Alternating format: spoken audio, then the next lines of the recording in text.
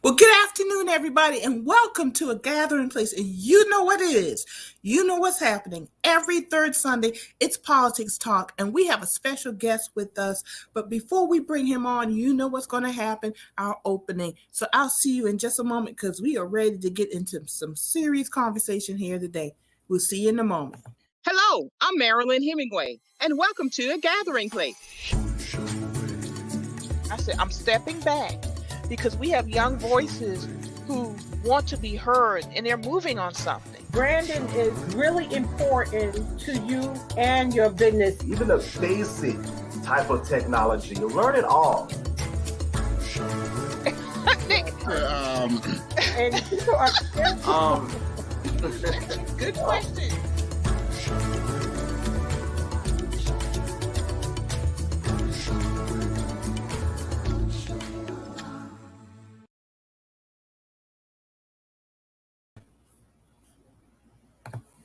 Well, we're back, folks, and we'll just go ahead and get started. You know what you need to do. Drop your questions and comments in the comment section because we are here ready to get started. Let's bring on our usual co-host. We'll start with Jamarr Brown, all the way from Texas, the independent republic of Texas. Hey, Marilyn. Hey, Jamarr, how are you? Happy MLK weekend. I guess I know, right? We're going to talk about that, too. We're going to talk about that too. And it's, it's important to talk about. And let's bring on our co-host, Brandon Upson. Hey, Brandon. Hey, y'all. How y'all doing today? Doing good. Thank you. We were just behind the scenes, y'all, laughing because Brandon and Jamarr obviously got the message that I did not get with Black Power with the shirts, as Jamarr said, Black Power today. But they always say Brandon and I look alike anyway. I know. I'm ready for the occasion. All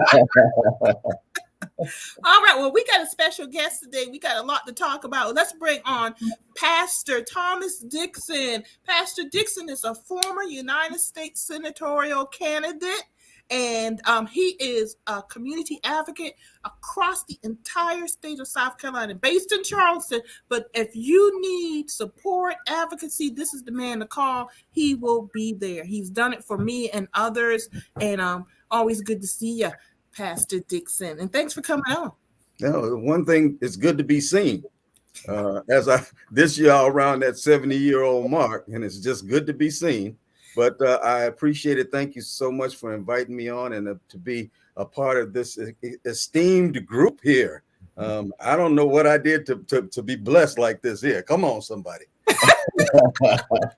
Well, I've been meaning to bring you on as a guest for a while now. So it was time then. It was time. So I'm delighted to have you here. So our topics we want to talk about today, we put out there is the insurrection, Republicans stopping investigations, and the local impact, Cinema Mansion, the filibuster vote and voting rights. And of course, tomorrow is the official federal recognition of Martin Luther King Jr.'s birthday. So that's a federal holiday tomorrow. And it is so impactful. The legacy of King is so impactful. But I just want to say this really quickly. His legacy is impactful, but it's very one-dimensional.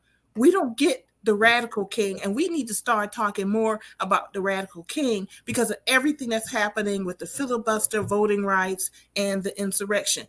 Jamarr, you dropped us a note earlier. You wanted to talk about what's going on with the Republicans and the impact on a local level with that insurrection. Why don't you get us rolling today with our politics talk? Oh, Lord. Well, hi, everybody out there. We're going to go ahead and get started. You will jump to me first.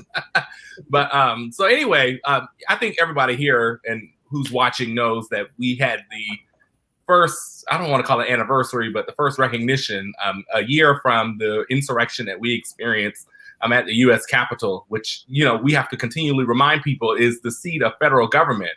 But, for me, one of the things I think that's very important, and I've been talking to press and reporters and other folks about it, and I'm sure everyone across various communities are having different conversations. I think the thing that we have to realize is, number one, we have to get to the bottom of what happened. We have to get to the bottom of what happened and ensure that as we get to the bottom, that the people are held accountable for their actions. We know that if the people who rammed the Capitol on January 6, 2021 look like probably some of us on this screen, there might be a different result and there'd be a different conversation that's happening. We saw that, last week, one of the leaders was charged with almost near treason, which it actually should be treason, but we'll get to that later, as well. But the thing that I think that's important for people to recognize is, one, we have an election this year, and there are many people who are serving in our governing bodies, whether it's a school board or a state legislature or even the U.S. Congress itself, who were involved in inciting that. And so there needs to be political, but also criminal responsibility and accountability that needs to happen. And that work still happens now. We've seen that, particularly white conservative legislators and other folks that are inciting have ducked and dodged subpoenas. They've tried to escape the process every step of the way. And so I think that we have to make sure that we are holding those folks accountable. There are primary elections. There's the general election this fall. And we have a real opportunity with that and among other things to really be able to take action this year, because no way can you govern the same government that you tried to overthrow. And that can't be the case. And we're seeing that now.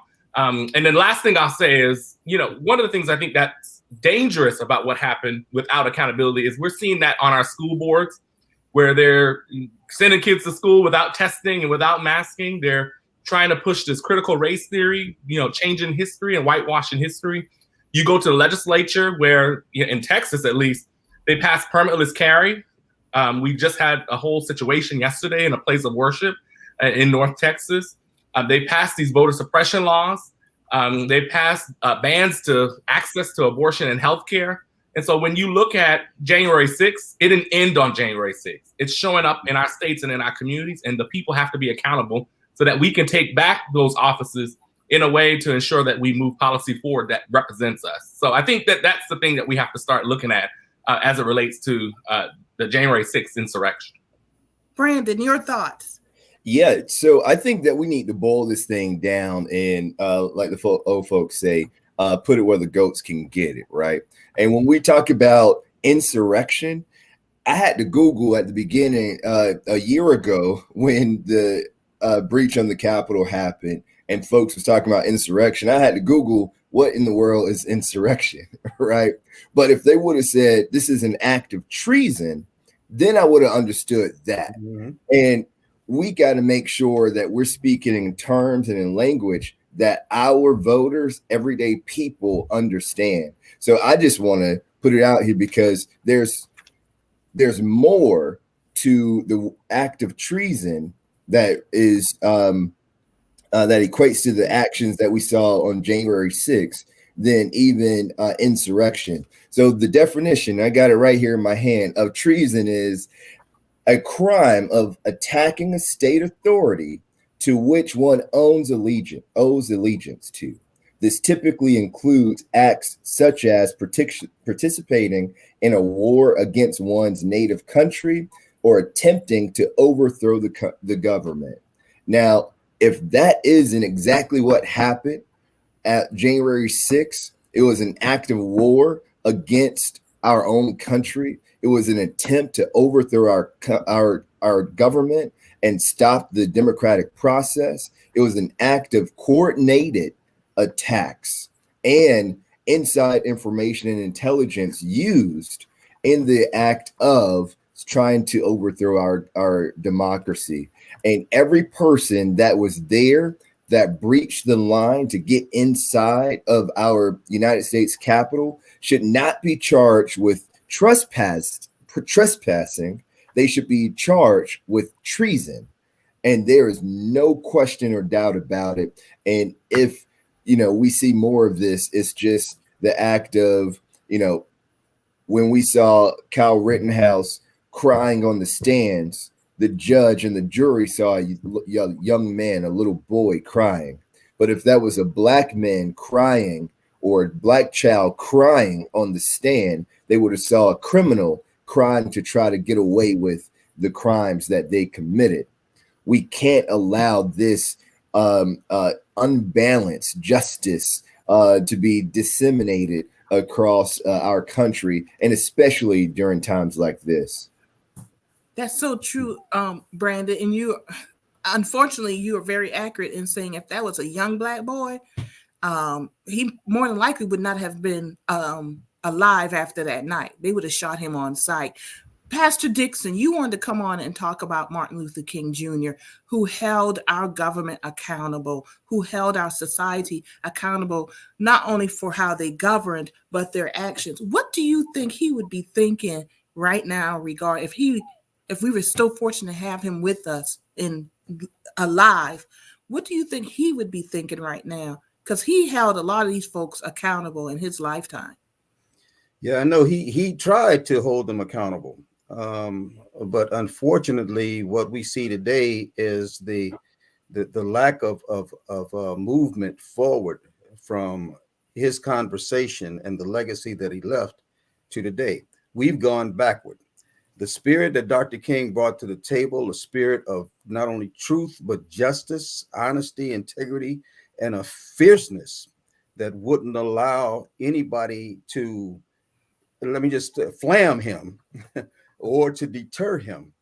That's missing today in many respects, in many avenues. We're talking about this insurrection, sedition, treason. I like words like sedition and treason, because when we talk about those terms, we're talking about 20 years of imprisonment. We're talking about if there would have been Black people that did what was done on January 6th of 2021, then there would have been a lot of bodies in the Capitol that day. Let there be no doubt about it. But because of the language that has been used, and because we have those who are 20 years of imprisonment, we're talking about if there would have been Black people that did what was done on January 6th of 2020. If there would have been Black people that did what was done on January 6th of 2020. Are we good? Because I'm hearing myself back. Yeah, go ahead. You're good. Oh, okay. All right.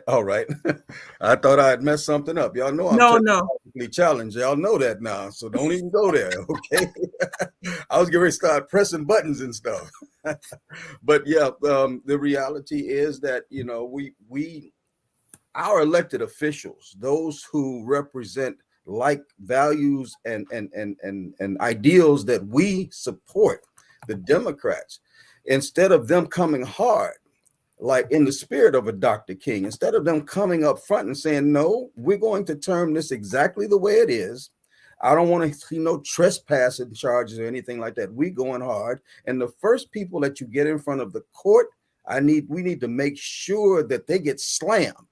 If they would have given the first 10 people that went before a judge 20 years, we wouldn't have a problem out in the streets with white supremacy at that level right now, seditionists at that level right now, people who are still plotting insurrections, trying to take over, just as was said, school boards, county councils, and city councils.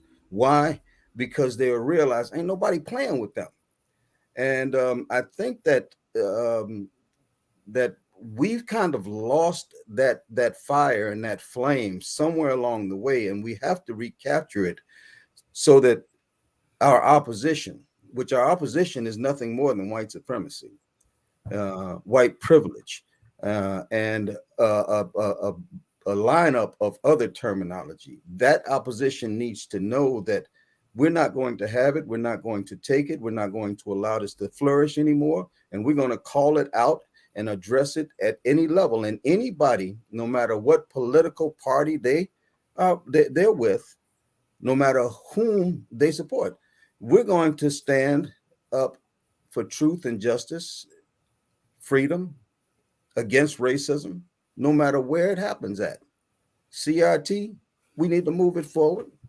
There's so many different areas that we need to be moving forward at. So I was in a meeting this week, and it was regarding redistricting on the county level. And I told an elected official who happened to be a Black male Democrat that I don't elect people to go and accommodate. I elect people to go fight for me. And I think part of our problem is taking a little bit of what all three of you said, but in particular, Jamarr noting they are actively plotting to take over school boards on the local level. Because one, there's a lot of money flowing around because Biden has passed the American Rescue Plan. He passed an infrastructure plan. They know that there's a lot of money coming down now, and they want to take ownership of that and say, hey, look what we're doing for y'all, even though all of them voted against it. Okay, and I'm calling out Republicans on That's right. that. Also, I think in a lot of ways we have within which Republican or Democratic Party, we have been too accommodating of those who, quite frankly, no longer respect the Constitution. And they have been that way for years. It has just become radicalized to the point that we've almost normalized it. And that's very dangerous. I think our democracy is very much in trouble. And it's one thing to love your country so much that you want it to be better. It's another that you hate a group of people so much that you're willing to take your government down just to keep them out of power. And I think that's what's happening now. And quite frankly, if a Joe Manchin cinema are not willing to see that they've been bought out so much that they're willing to see this democracy be compromised, then we need to go all out. I understand about rules and following the Constitution, but within the Constitution, they gave us means to hold this country together. And I think we already had a battle of war about this already. And one more thing I want to say, and I know y'all ready to jump in, is that insurrection, that act of treason did not end on January 6th. It has continued by the fact that they're organized to take over the school boards and the local governments. They're not taking them over because they want better government or they want improvement. They're taking them over to stop a whole group of people from gaining control because they see the writing on the wall that the Black and brown folks are going to be just in sheer numbers. They're going to outnumber white folks. And it's happening faster than they planned on it, that they realize. And they're operating out of anger, hatred, and fear. And those are dangerous combinations. So the question becomes, how do we organize? How do we come to our people and we make it plain, as Jamarr said and April Garner put it, we got to make it plain to people. We got to make it plain to people so that they get knowledge and are energized to get engaged and fight back against this. I know, Jamarr, you ready? I see you. Go ahead and say something. Somebody was messaging me. Okay. I'm going to be short because I'm from Brandon. But I think that, it's important what you're saying is, we have to make sure that we continually make things plain. And I think in our last conversation when we were live in Charleston, we talked about messaging. And one of the things I think that we don't talk about is messaging in a way that basically tells the truth as for what the truth is. In Texas, for example, when you say just the numbers, 95% of the population growth over the past decade have been people of color. 95%, like that number can't lie, right? And that's even with a flawed census process under the defeated former president. And so it still reflected that. But when you look at where the power is, and Dr. King talks about this, right? That we love, this weekend talking about love and driving out hate and that, and we should be doing that. But Dr. King also taught us that we won't really move forward as a society. We won't move forward as a government until we begin to shift economic and political power. Yeah. And what we saw was in Texas anyway, and I'm sure we're seeing it in other states, is 95% of the population growth was people of color, not maybe one or two new seats out of 150 seats in the House in terms of representing those communities, and where those communities would have an opportunity to come together and elect a candidate of their choice and a candidate of interest that could therefore represent them, like you're saying, Marilyn. And so I think that the thing that we have to be thinking about is, how are we messaging? How are we making it plain? But also we've got to make sure that we stand strong as, our folks at Black Voters Matter and other folks tell us, we cannot out-organize voter suppression. They've been telling Black people to out-organize things since we got here, right? We were supposed to out-organize slavery. We were supposed to out-organize Jim Crow. Now we're supposed to out-organize voter suppression, and we're supposed to out-organize CRT. And it's not just about how we organize. It's about how we show up in the system and what that means in the system. It's not enough for us to just organize. We've got to run for office, and we've got to be able to support people who are running for office. We've got to still be showing up at those meetings when they are trying to dismantle government. because what they're doing at the school board and the water board and the city council is they literally are dismantling democracy from the very bottom and working their way up to the top. And that's what we're seeing, you know, across the country. And so I think that we've got to be able to make sure that we tell people that and we do that. We also have to make sure that we are not messaging and telling people to vote in reaction. Over multiple centuries, we have been taught to react to things, and we have not, and I say organized for lack of better words right now, but we have not organized ourselves in a way to where we are proactively offering something forward. Because to be completely honest, if we have the numbers, as you're saying, Marilyn, if you have the sheer numbers, then we need to use those numbers. And how are we holding current electeds accountable, but also how are we offering a new vision? How are we offering new ideas and new policy proposals through proactively moving within the system that exists? And so I think that those are the things that are important, but sometimes you have to get in the system to change it. But the problem is, and I'll just say this, I'm gonna say it. And the problem is we have a lot of people who get in the system and they acclimate to said same system. And then changes don't happen and don't occur, because we just had this case in Texas where a group of Black Political Action Committee did not endorse a Black candidate. And then it was a whole conundrum about why that organization didn't endorse that candidate. Well, it's not just about you being Black. It's about what are you going to do for yourself and for your community, other than just what your skin tone looks like. And so those are the conversations and those are the tactics and the steps that I think we have to start making, and being accountable to ourselves as we make those steps. Brandon, you are part of Amplify Action. You are chair of the South Carolina Democratic Party Black Caucus. So you are outside and inside the party system. And, you know, what do you think about what Jamarr just said, especially holding our elected officials who look like us accountable? Because Jamarr is right. I'm just going to say it. A lot of them get elected and then they get corrupted by the system that they were sent in to fight for. Right. And Jamarr is absolutely right. And Marilyn, you said I'm on the outside and the inside, and then I'm on the inside again because I'm also the chief strategy officer for the House Caucus. Oh, yeah, I forgot about that. In the State House. And, and I see a lot of what we've been talking about over this last 3 minutes during session, in our meetings on the State House floor. And it brought me to these 2 points I wanted to share. One, we have to realize that we can't focus on just fighting these little battles when they've been waging war since 1865, right? They've been actively engaged in war. And when I say they, I mean those who seek to oppress a certain group for their own benefit, to create a lower class that is subservient to a small minority, right?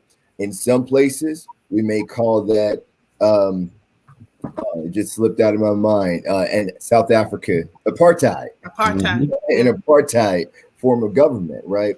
So, you know, I'm going to slightly contradict something that Jamarr said, because I think in bringing that solution, first, we have to do 3 things. We got to organize, we got to donate, and we got to raise hell. And when I talk about organizing, the folks, and I'm talking about elected officials, they respect the vote that they have to earn. I got to say that because we can't just give our vote away. We have to make sure that folks understand that you're going to have to earn my vote. And then if you don't do what you said you were going to do once you get in office, you're going to lose my vote, and we're going to give it to someone else who will then come in and replace you. I believe that these elected officials having to earn our vote will keep them honest and give them a backbone when they go up into that place that they're serving, whether that's city council or the state house or the United States Senate, right? That second thing is we have to become donors.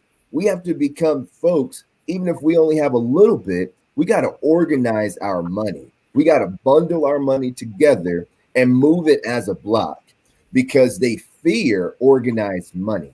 And this is where Kristen Sinema and Joe Manchin comes into play, right? Mm-hmm. They fear the organized money that put them into office because it can take them out of office. And that goes city council, state house, United States Congress, right? So as a community, as a group of people of all shades who want to fight back against this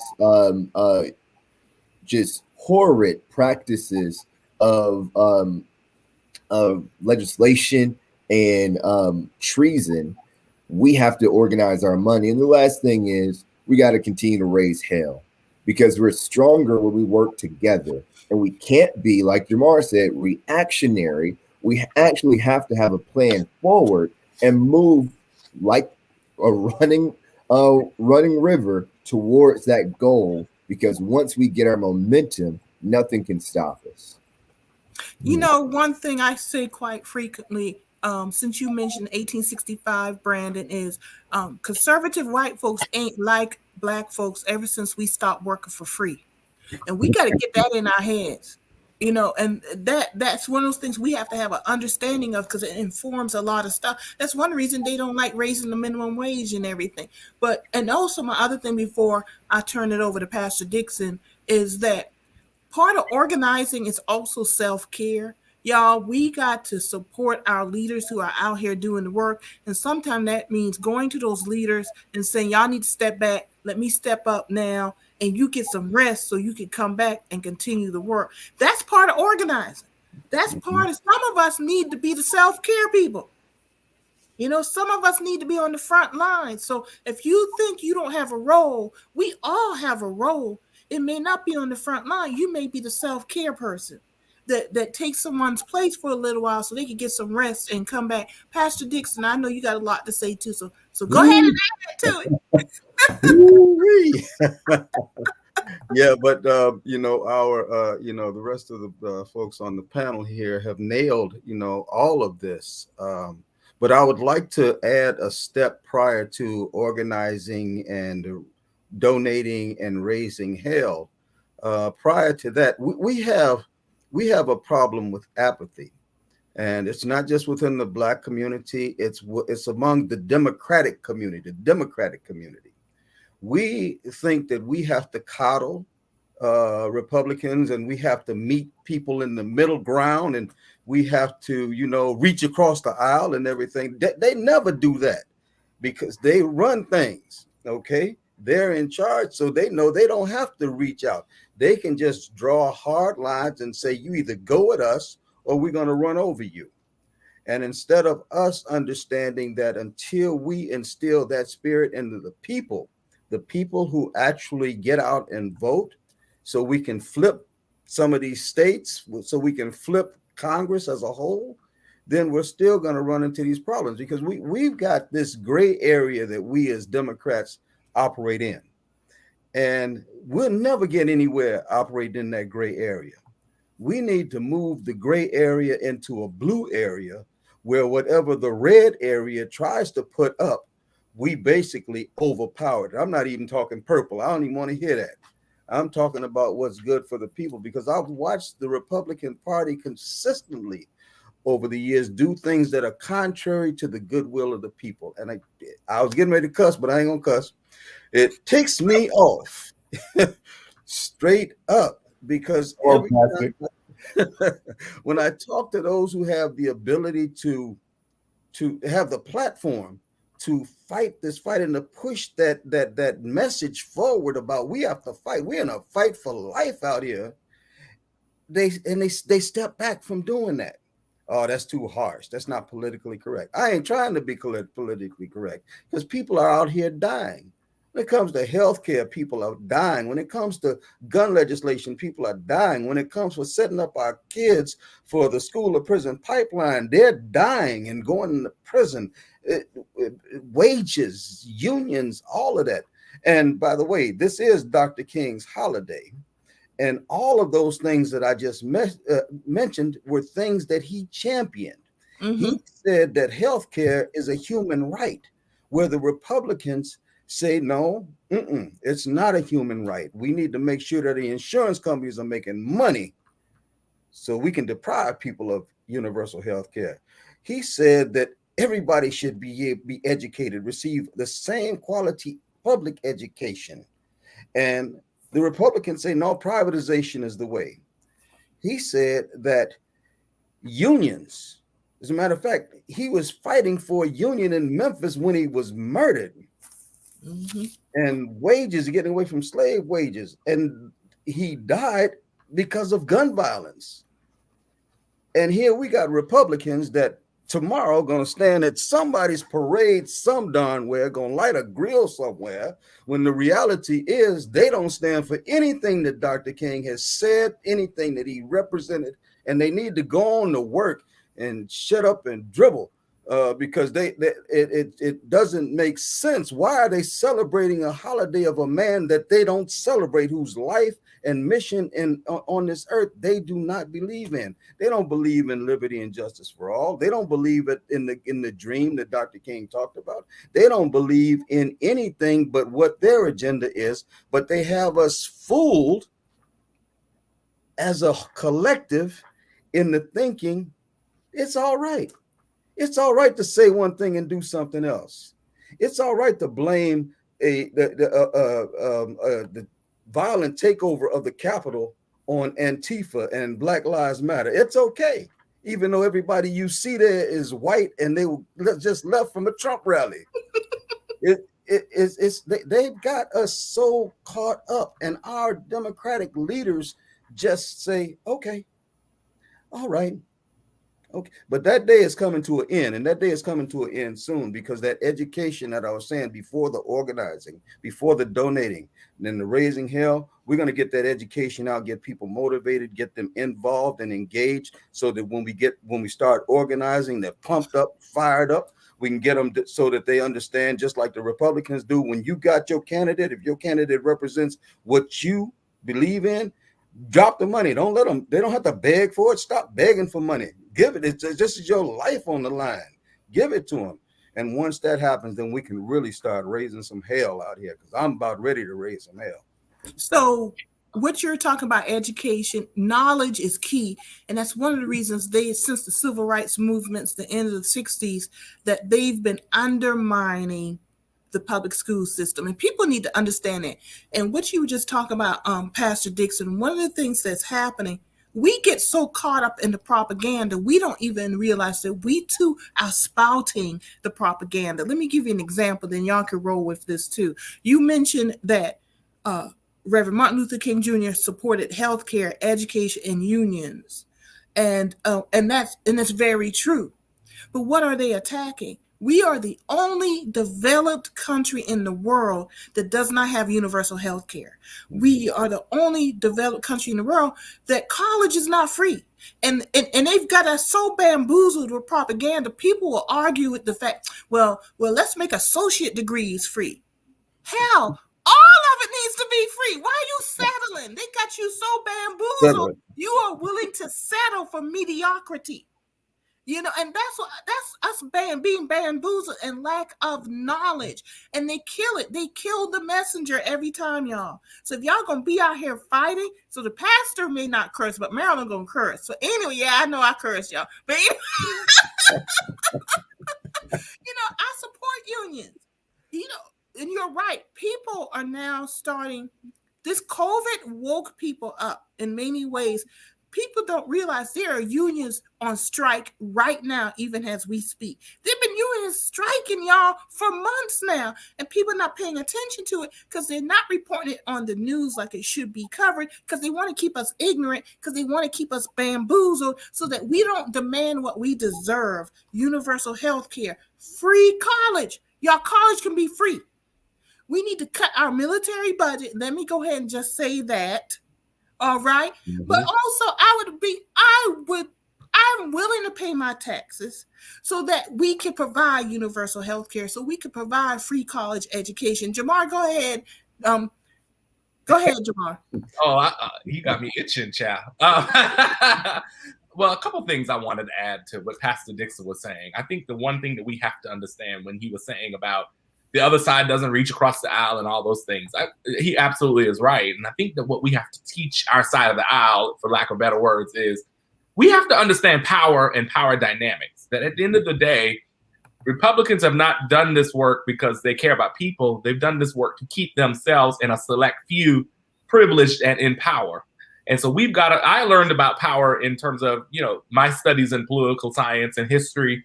I read The Art of War. If you haven't read it, I would encourage people to read it, because we've got to understand how this power is at play. And the other side, and the conservative side, is very clear about they want to use power to control people.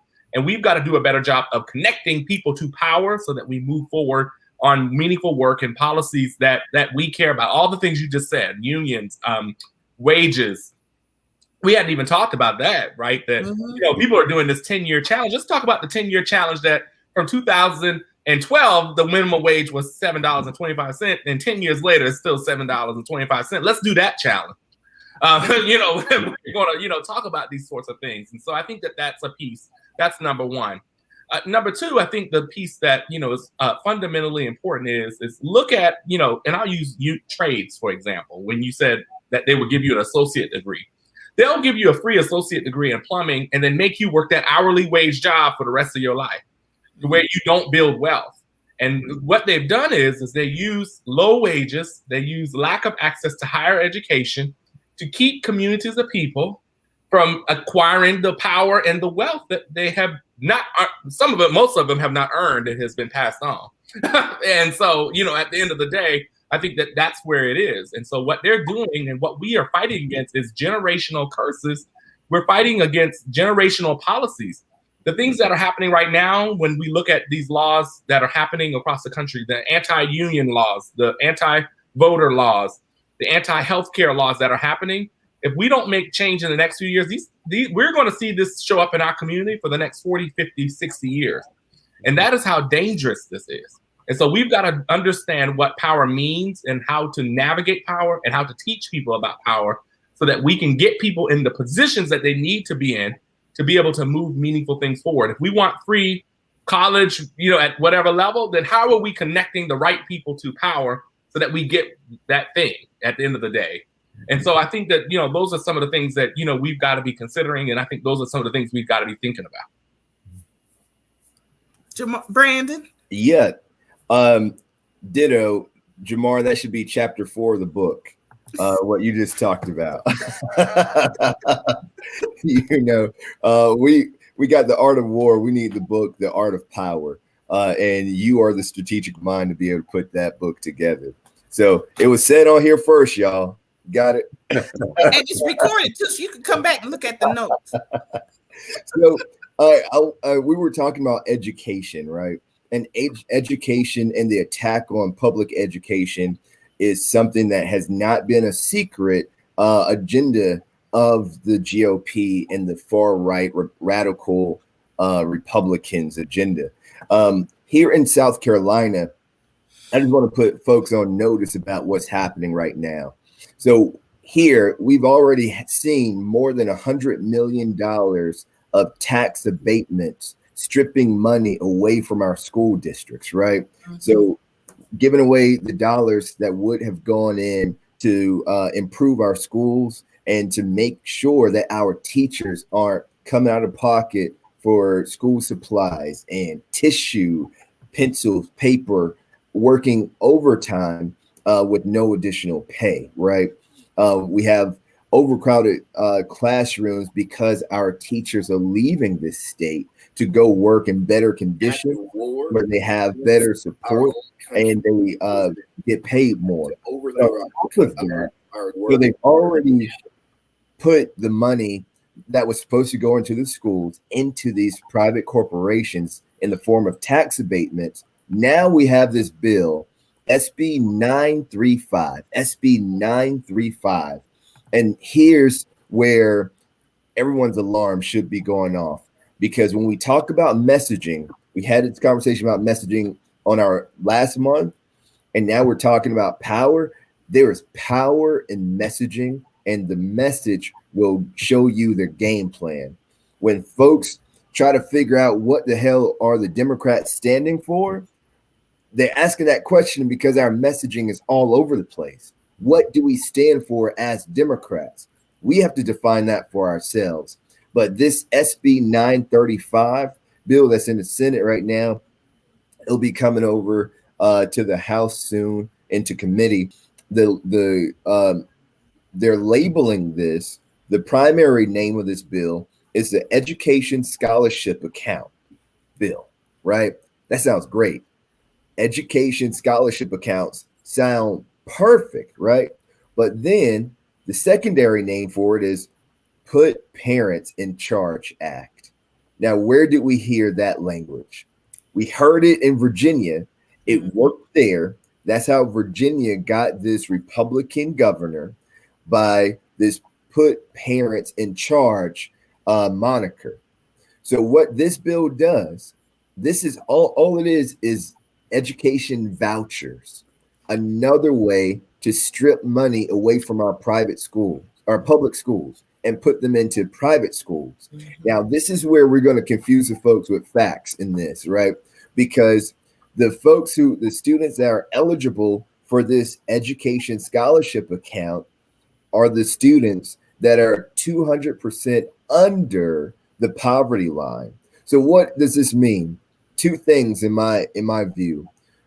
Those children that are going to these schools in communities that are already underserved, if they move and go to a private school, is going to further diminish and defund that public school that they were in, which is going to make that school even worse. And then we're going to see it shut down. This is going for schools like Burke High School.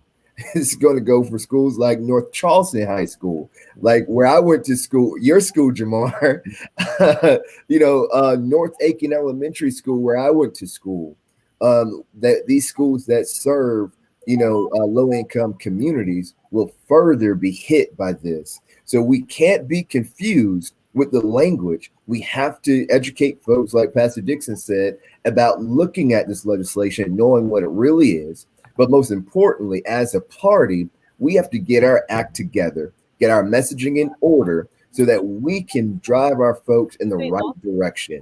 Because when they hear about SB 935, the first thing they're going to hear is education scholarship accounts, and that a little Deshaun is going to be able to get it and go to this good private school and not really understand the far-reaching effects and negative impacts of this act for our community.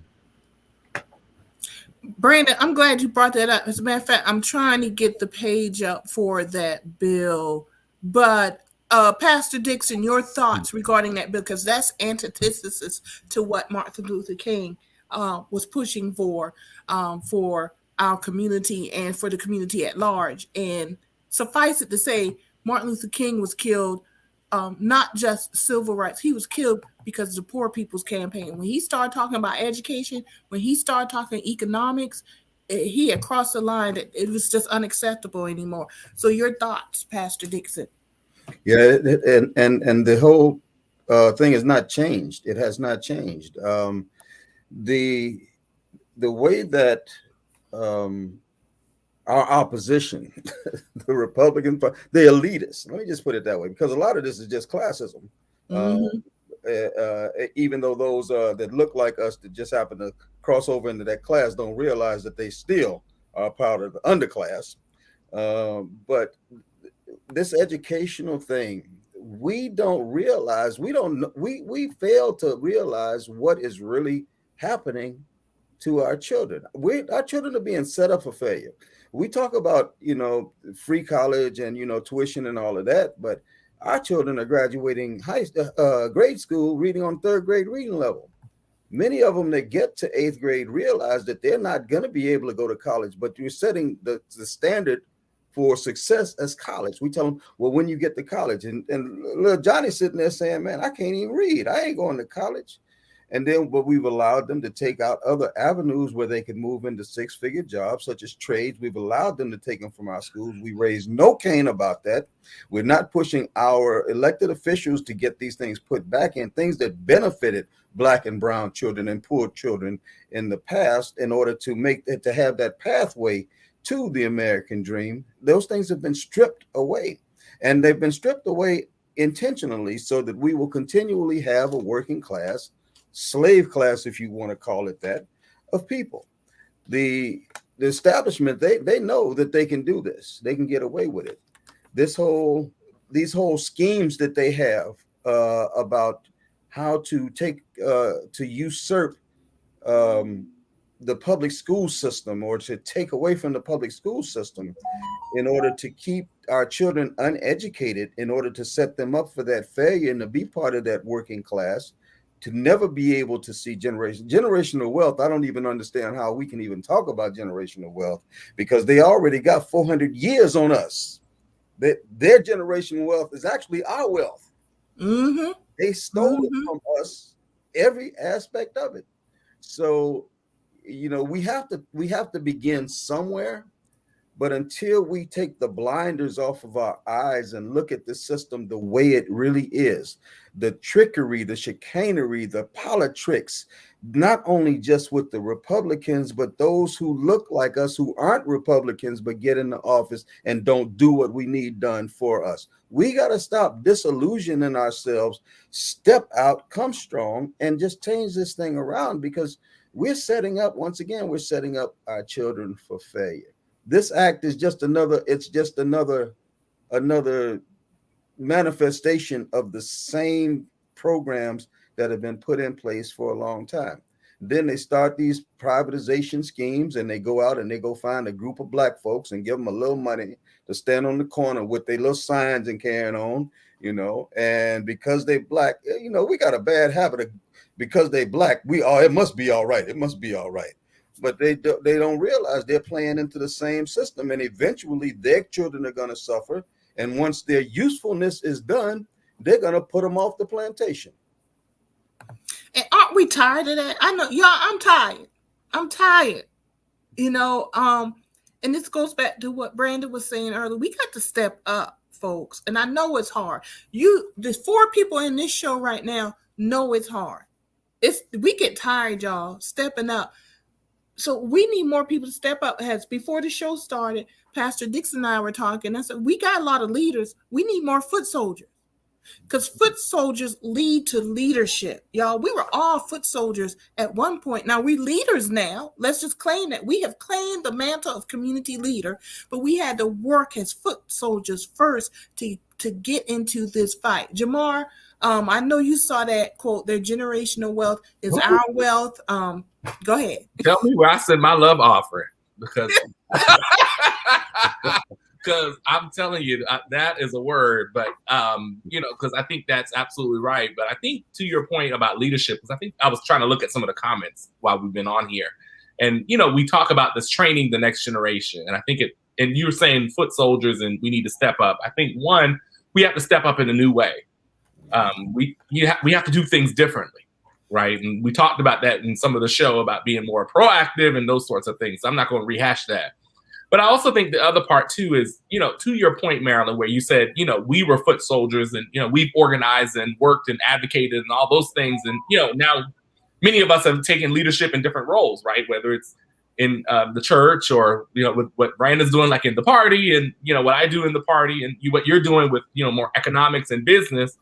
I think the other piece, too, that we're missing is, part of why we don't have a lot of new foot soldiers is not because people don't want to step up. It's because people have not been given the avenue or the training or the mentorship or the support. So we have to continually cultivate foot soldiers, right? So as people come up into, community leaders role, who are you training behind you? And when are you going to move out of the way? And sometimes you have to know to make a decision to bring new people in and also to move aside when those people have matriculated. And so I think that one of the things, and I think the best way to talk about it is, when we talk about public office, right? When you talk about many of our, because we black, so when we talk about our black elected officials, how many of them probably have somebody who's lined up, or 2 to 5 people that are lined up to succeed them? Who are you teaching about the legislative process so that when there's a new legislator, the work can continue? Maybe it's a new face, but the work, continues. And so those are the things that we're not talking about. So yes, I agree with you, Marilyn. We need more foot soldiers, but the people who are in leadership are not training people to be the foot soldiers. There will be none. And so that's what I've got to do. And then when the foot soldiers get trained, don't stand in their way. Brandon has a thought on that. I'm with you on that, Jamarr. Brandon has. But okay, I'm not gonna go on too much, but I just wanted to make those points. I've been blessed and privileged with the opportunity to come across some great folks who were willing to mentor me. I remember my first time meeting Pastor Dixon. We were at a Trayvon Martin rally in Marion Square in Charleston. He was speaking on putting the unity back into community, and it reshaped my thought around the whole concept. And after that, it was like we knew each other forever. That's my big brother, my uncle right there. And he's sold into me along the way. Other folks, Abe Jenkins, who we are praying for right now, is, the person, him and Robert Flood brought me into politics and got me started. And even Jamarr Brown, he pushed me along, and I used to have 2-3 hour long conversations with him almost every day, just trying to learn from him. Also plenty of stuff. And the last one is Robert Ford has taught me a lot over the years. But the one thing that all of these mentors of mine have in common, I just mentioned all men, but they were willing to prop me up, to put me in a position to learn, and then step back and step out of the way, right? And I don't see that as often. When I decided to run for the chair of the Black Caucus, there's a point when I mentioned leadership is not about how far we take the torch only. It's about when we pass the torch along. And we can't allow folks to die with the torch in their hand, and then we got to relight it and start the race all over again. We just can't do that. And looking at the state legislature here in South Carolina, we only have 43 members, Democrats, in the House. I forgot what the number is. I think it's 16 in the Senate. You put all that together, we only have 16 plus 4. That's 59 Democratic members of the state house in South Carolina. The Republicans are 1 or 2 seats away from having a supermajority in both chambers. That means if all the Democrats walked out, they could still conduct the business of the state without the Democrats being present. So why am I going in that route? I'm going in that route because we had folks that understood a succession plan was important. We had folks there that understood that you had to train up the ones that will replace you. But unfortunately, they were in the minority. Mm-hmm. And now when folks are saying, oh, shoot, there's only 59 of us, we got to do something, it is almost too late. Mm-hmm. So now we got to take 2 steps back to take 1 step forward. And we can't find ourselves here over and over and over again. So I'm calling on all of the folks who have saw a problem, see that their representative at whatever level is not doing the job. I'm calling on you to run for office. I'm asking you to be the solution to the problems that you see. I'm giving you permission to not wait for their permission, but to ask them for forgiveness later, because we can't wait another cycle. We can't let this keep going. I got a lot of flack for running for chair of the caucus, but they're going to be all right. We're going to get this work done, and we're going to keep moving and go to the next level. And I need y'all to have that same spirit, because that's the only way we're going to keep this train moving forward. Marilyn. I didn't know you got flack when you ran, but I should have known it. I knew it, but didn't know it. But I just want you to know, I know some people. I know you do. You ain't even got to be associated. But anyway. Next time you just need to call us. Look, we got to pass the inside out. So we got to pass on his. I take that back, y'all. Pastor Dixon. Hey, yeah. Yeah. What you got to add to that? Everything Brandon just said, especially that part. I'm just going to add to it. When you decide whomever you may be to run for office, don't go looking for them old heads, those folks that's been in their seats and carrying on. You don't need to kiss the ring. You don't need to beg for nobody's approval. What you need to do is know what the people in the community need, decide how you can make that happen for them, and run for office. Because we've had too many in our community that have held us back from success. Across our state, it's been the same thing. When I ran for U.S. Senate in 2016, I'm going to go there right quick. When I ran for U.S. Senate in 2016, a senior official in our state said that there was nobody viable running for Congress, even though I was the only Democratic candidate running against the Republican U.S. Senator. Now, how do you take a Democrat that says there's nobody qualified for that position, and the only other person is a person that stands against everything that we stand for and for everything we stand against? What the heck is, I don't get it. So it's time to move forward. That attitude has been killing us. The politics, the attitude of politics has been killing us. Because I'm in office, I deserve the best seat or to sit at the front. And when I show up, I'm acknowledged and I get to say this word, and I'm all that. And the reality is, if being all that does not reflect in the community where people's lives are being changed, where schools are improving, public schools are improving, where people can get sick and go to the hospital they work at instead of working at a hospital they can't even go to. If our elected officials are only in name only, then they need to be in the unemployment line only and get out of the way and let some younger voices in. Brandon talked about leadership. Real leaders don't create followers. They create more leaders. Mm-hmm. Because we know that there's an end date. There's an expiration date on the position any one of us holds in the community. And for me, I want to make sure that when that time comes, when I say, okay, I can't do this anymore, which I don't know, I'd probably be carrying me around somewhere there, and somebody push me over there and prop me up on a tree or something.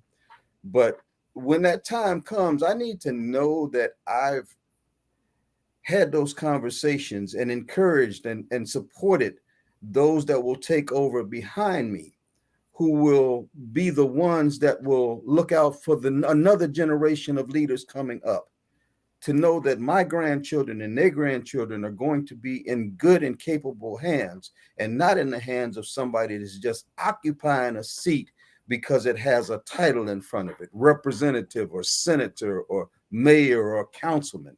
No, we don't need those kind of, we've seen our communities implode upon themselves for decades now because of that kind of politics. And now is the time for that change. I'm looking at that change right here on this panel, and I know, I'm confident that that change is coming, because there's a new breed coming up, not of politicians, but of public servants who are going to take this fight for the people and win this fight for the people. Talking about knowledge and Martin Luther King, many of us have forgotten or have never known that when Martin Luther King was assassinated, when he was murdered, he was not the most popular man in the United States. 13% of Black churches, only 13% of Black churches supported him. The majority of Black churches wanted him just to be quiet, just wait, and it'll change. And as you said earlier, Pastor Dixon, before we got on, power has never given up power willingly. You got to go take it. And it's scary. So not only do people who want to suppress and oppress us operate from fear, we operate from fear also. by not doing, by listening to the old heads and say, oh, just give me one more term. I just want one more term. Then we sit and let them do it. And we know that's not right, because that's not their seat. It's the people's seat. It's fear. They know that they could tap into that fear of you thinking I'm going to fail if I run, or I might lose my job if I run, or I might get hurt if I run. That's fear. So even on our side of history, we've got to overcome that fear. And you overcome that fear through knowledge, but more importantly, you overcome that fear by doing. If you don't do, all you're doing is manifesting that fear into more than what it is. And everybody sitting here today on this show, I know at some point we have felt some fear. But we just simply said what we want to accomplish for our community is more important than the fear we feel. And that's it, y'all. And I'm trying, like, we've been talking about make it plain all day. We got to make it plain, folks. It ain't easy out here, but we need you. Because the more foot soldiers we have, the easier it will get. That's what they fear, is all of us communicating and having unity and taking this to where it needs to be, to the ideal that they wrote on paper in the Constitution and the Declaration of Independence. Black folks have always done that in these United States. So y'all need to get on the board, get on the train. There's a song. I can't remember, but but Pastor Dixon and I know that song. That's our generation. These young folks on here, Jamarr and Brandon may not, but y'all need to get on that freedom train. But anyway, y'all, we wrap it up here, and it's our hour. I'm so happy that we all here. I'm gonna let everybody say some final words. I'm gonna start with Brandon, and then I want us to acknowledge, before we start, Brandon, two people who are going through something. We've mentioned Abe Jenkins already. I want y'all to hold him in prayer. Abe is dear to all of us here on this show, very dear to us. The last show that we were all together in person in December, Abe came out. He was one of the folks on the show, and he does that. He shows up in support for all of us here on this show. So hold him up in prayer, y'all. He is battling COVID. And we also want to hold up in prayer Sister Erica Coakley, Charleston School Board member, community advocate, who lost her son yesterday to his battle with COVID. And we want to hold both of them up in prayer, that one seeks healing and the other, in the moment of grief, that the Lord gives them peace, comfort in their moment of mourning. Brandon, if you could just share some final words with us, and then we'll go to Pastor Dixon and Jamarr. Brandon. Yeah, and thank you for that. I was going to mention them in my closing remarks as well. Everyone, just keep them and their families lifted up in prayer, because prayer is the greatest weapon or tool that we have in the spiritual walk that we're in, and is the thing that we can do most to help soothe the grieving heart, is to pray and love on them.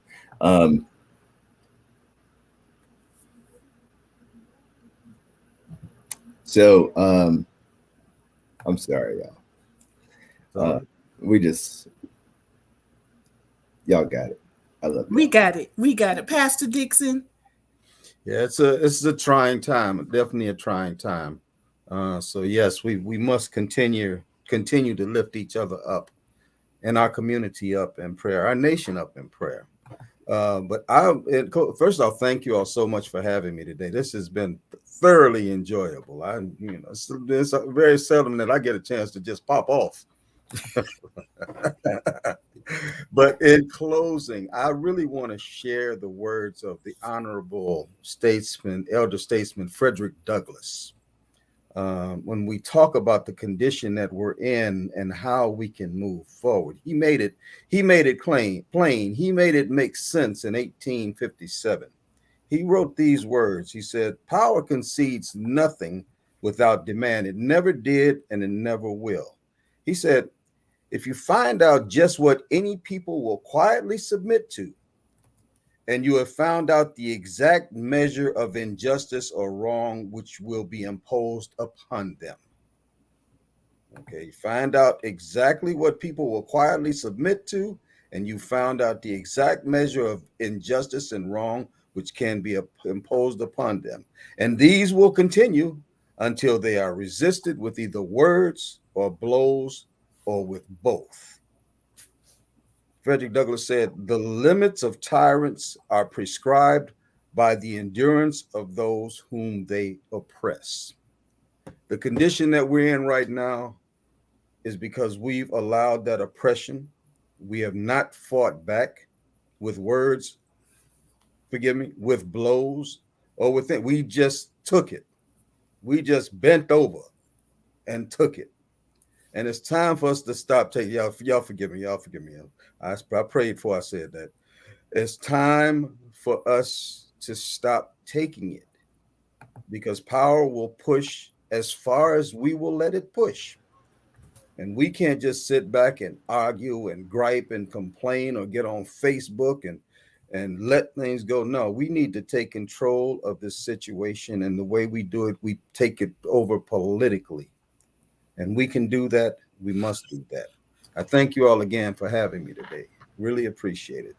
Oh, we appreciate you coming on. We love it. You know, the invitation is, the door is always open for you to come on back and so you can just make it plain to us. Because that's what we try to do when we get together on the third Sunday Politics Talks. Jamarr. Yes. Oh, goodness. Well, Pastor Dixon, thank you so much for being with us.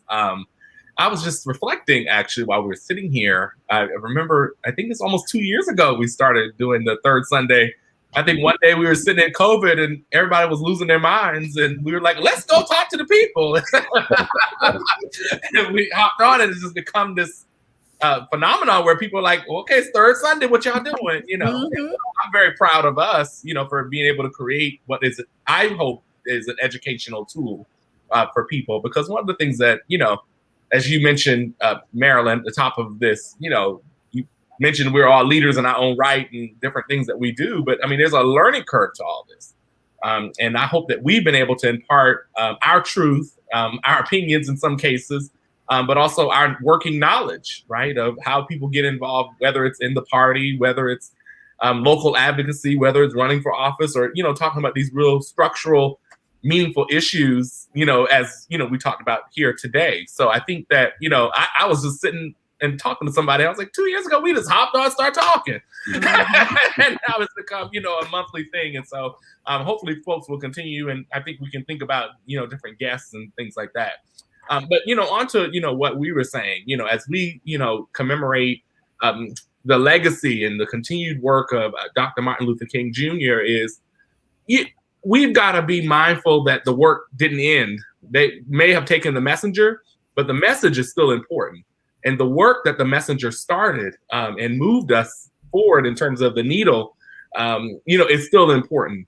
And so we've got to recognize that this is a weekend that we commemorate his legacy, and a weekend that many of us probably conduct community service. But I think beyond all of that, what happens this weekend is that this has got to be our work. That we've got to be unified, and that we have to stand as a community of people and stand together. So as you mentioned, Sister Erica and Brother Abe, you know, that we're continuing to pray for them. But that's what this is about at the end of the day. It's about community. It's about building generational wealth. It's about building power together. And no one can do it by themselves. There's no way that someone can uphold their community. There's no way that someone can uphold democracy. And so, you know, as the Bible teaches us, that when 2 or 3 are gathered, that he would be here. And so we've got to make sure that, you know, we're continuing to stay together and stay unified, but also know that we have to be in this work and committed to this work for a very long time. And I'm going to say this because we got a month before the next one. And I got to say it now. You know, Black History starts in a couple of weeks. Black History Month starts in a couple of weeks. I'm proud to be Black 365 days a year. And we've got to make sure that we continue to carry that. You know, we're going to celebrate everything we need to celebrate, and that's fine. But we've got to also make sure that we understand that we've got to carry this work forward every single day. And so I encourage people to get involved, whatever that looks like for you. That might be running for office. That might get involved in the party. That might be working for a nonprofit. You know, that might be marching. Whatever it is, do something. And then encourage someone else to do something with you. And so I hope that, as we close this program, that people remember that, faith without works is dead. And so, at the end of the day, we've got to make sure that we are connected, but that we are also working in together in unison. So, I don't have any more to say than these wonderful young men have said already this evening. I do want to say that I always appreciate you guys joining me. We do get together on third Sunday, Politics Talk, and we talk. Y'all, this is the time that Brandon and Jamarr and I actually, in our busy lives, get together and talk. And we do talk to each other every once in a while on the phone and all, but we really just come and we talk. And this is our conversation to kind of catch up with each other, see what we're doing. We're always delighted to have a special guest on like Pastor Dixon. You know that invitation is always open, Pastor Dixon, for you to join us. I mean, this really has been very moving today, very informative. And y'all, some of y'all posted about where do we start. You start with a gathering place, third Sunday Politics Talk, because we give you knowledge. We really do. It's years. We've been at this for years, and some more than others. And we have something to share. You go to Spotlight with the Georgetown NAACP every Saturday at 11 a.m. and you start learning.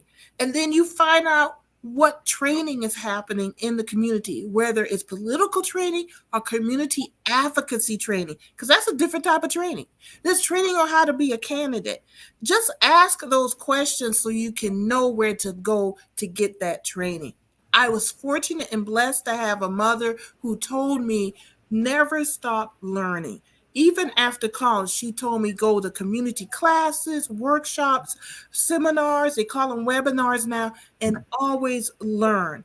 And that has made me a stronger and better person. And I know that I sit here today with these folks, and I sit here every third Sunday with these folks that you see here, and I learn from them. And I hope that they learn from me, because that's part of our journeys to impact, as Jamarr said, our communities. I am one person I do not believe in unity for unity's sake. I believe in unity because we're putting the work in. Go ahead, Brandon. No, that's just my new I can't come off mute for my tagline, but that is my my gesture now, because that was a point. That was a point. No, you said it all, and I appreciate you. And I left you off my list of mentors, Marilyn.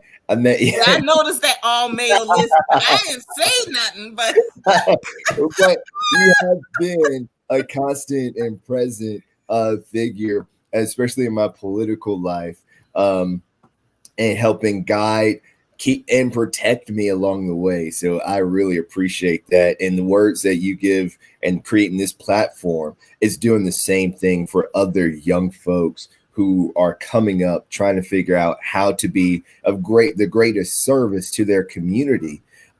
This platform, not just third Sunday, but almost every single day of the week, you are providing a platform for education, inspiration, and motivation for folks. And I just want to thank you for that. You have the link up here. This month, the Black Caucus, we're having our first action meeting of the year. I encourage folks to come join us for that action meeting. We will be electing officers for our Black Caucus, because it's time to get to work. Last year, we put together the foundation for this caucus. We put together our 5-year strategic plan for this caucus. We passed our bylaws. We got our working committees in place. So now it's time to execute. 2022 is about execution for us. And if you are willing to roll up your sleeves, put your boots on, and get to work, you want to join us for this first action meeting and stick with us and come with your ideas. Even though we're looking for foot soldiers, like we said earlier, foot soldiers also have a mind of their own and have a voice and have ideas and have a specific ear to the ground that the leaders and the organizations need to know. And I ask you to come with all of that and let's get to work together. Thank you for this, Marilyn, and thank you all, brothers Jamarr and Pastor Dixon, for your wisdom as well. Thank you, everybody. I just want to thank also my high school classmate Kent Williams. He's tuning in from London, England, y'all. We done made it to England. Oh, wait a minute. We're international now. Yeah, we're international now. We global. But we usually do have national viewers and everything. We want to, of course, thank our viewers for joining us today. And I stole something from you, Brandon, on Facebook. Delegate to elevate. I'm using that for the Gullah Geechee Chamber because growth was my word, but delegate to elevate is also, I'm using that. So thank you very much. Y'all, it's been wonderful, Pastor Dixon. It's been wonderful, Jamarr Brown and Brandon, as usual. I know I'm going to see y'all next month, and we're going to talk before then because there's a lot going on. But thank you for joining me today on A Gathering Place, Third Sunday Politics Talks, and our viewing audience. Y'all join us next time. And if you want to drop a word to us, go ahead and drop it in the comments and we'll get back with you also. And of course, that link that Brandon put on, let me put that up again, SCDP Action Meeting. Y'all go ahead and click that link and go ahead and get registered there. And yes, Ebony Hughes, it was a great show. Thank you all. Pastor Dixon, you're welcome back anytime. And I know everybody, Martin Luther King Jr., day of service tomorrow. But let's think of the radical king rather than the one-dimensional king that they like us to think about. Y'all, He was radical. He was radical. Yeah, we need to remember that. All right, y'all, good to see you. Enjoyed it. And I will see you next time. Thank you. Well, everybody, it's A Gathering Place. Thank you, Pastor Dixon, for joining us. And thank y'all for joining us on A Gathering Place today, every Wednesday and Sunday at 4 p.m. If you are interested in being an advertiser, sponsor of A Gathering Place, just contact us. Drop me a line on our Facebook page, and I'm happy to get with you. As always, we enjoy being with you every Sunday and Wednesday at 4 o'clock. And we'll see you next time. Thanks, everybody. Have a good night.